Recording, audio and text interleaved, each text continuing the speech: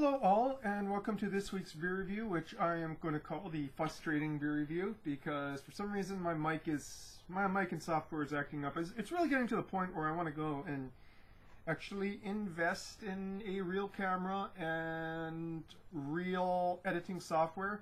So I'm not left with like these, because the reason I haven't uploaded these is because these videos are friggin' massive. Because for some reason, whatever codec this Logitech camera uses saves for massive sizes, and yet, as you might have noticed, the quality on this camera really sucks. So, you know, I am recording these massive video files of fairly low quality video, and honestly, I really need to buy a new computer and, you know, get everything up to date after how many years, and, well, I don't really have the money, but So, what are we reviewing today in today's beer review? Well, I got my growler, half growler right here, and it is filled with something light today, because why? It is muggy as hell today. And so, well, I guess not really light, sort of mid-bodied in strength. This is Malolo Special Pale Ale from Big Island Brewhaus. Why is it special, this pale ale? Well, because instead of using New World hops, the majority of the hops used in this particular pale ale are actually Old World style German Hallertau hops. And they're also using a special kind of English malt that I am not too actually familiar with, so we'll go and see, shall we? As soon as we can get it open, of course. Now, I am really thirsty today because I went and had some pho, and it was quite a little bit on the salty side, I have to say.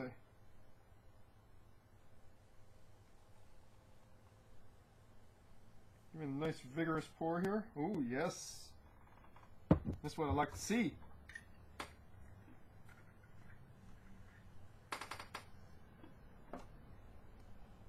So, nicely carbonated.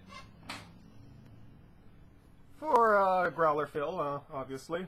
I've noticed that they're a bit less carbonated than regular out-of-the-bottle beers, because they're not, well, just the way they're made. And, see here, kind of a light, white, frothy, not too thick, white head.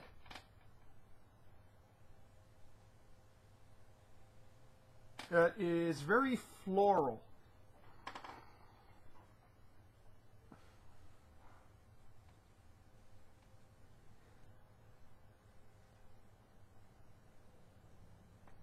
Floral, hints of ozone,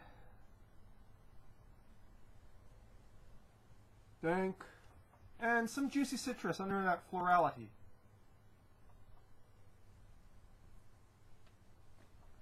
Coloration is, you can see here, well, I'd say a nice golden yellow. And I am thirsty, so I am going to start drinking.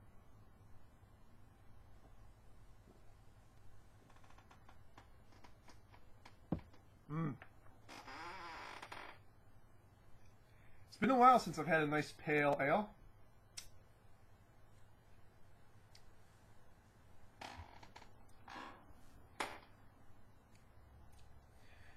Very good balance of malts to hops here.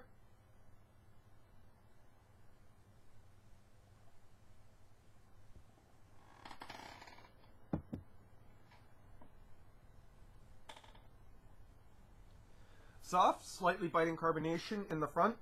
Interplay of biscuity to bready malts.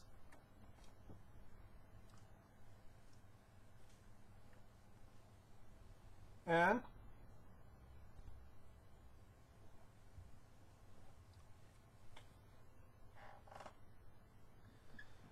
zesty, slightly resiny, somewhat tannic hops, and very, very strong finish for a pale ale. Kind of only balanced by the residual sugars of the malt.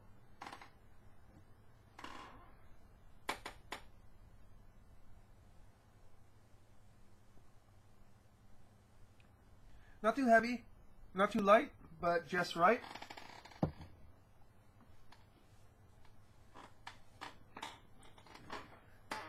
What's interesting here is the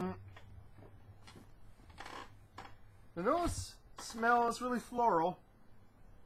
So you're kind of expecting, you know, those German style hops, which, while tending to have a bitter finish, are also kind of mixed with spiciness and not a sort of cloying bitterness. This one, definitely the New World share of hops, I believe they're Citra and Cascade, the last 15%, definitely kick in on that finish. That's sort of very Pacific Northwest resiny finish going on.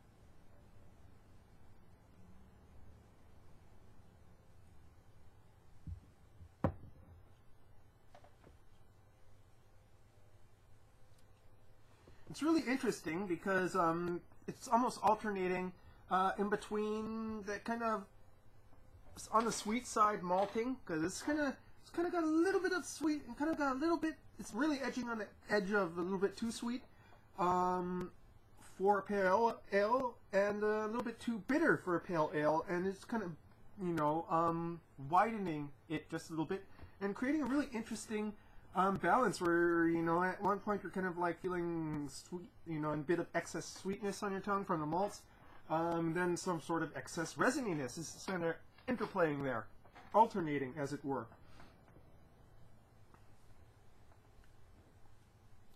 This is 6.0 ABV, by the way, I forgot to mention that.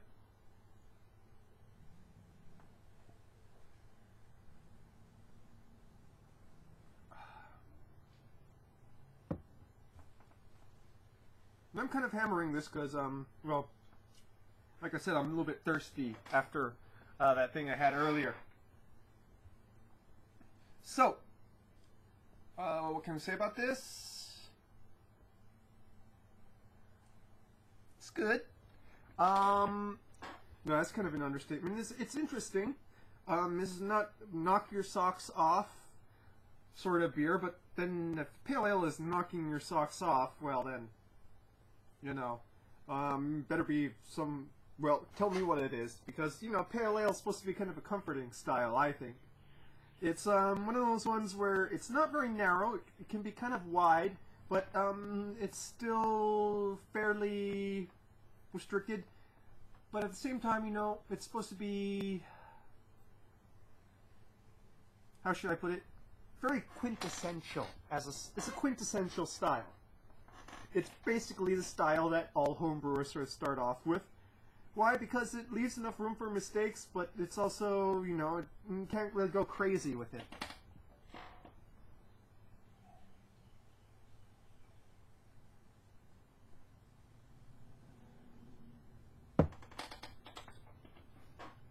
This, with this interplay of sort of slightly overly sweet malts with slightly overly bitter hops to kind of create a perfect balance, but not really go into what, you know, in weight or mouthfeel or gravity sort of IPA territory. Yeah, it's pretty interesting. Nicely drinkable.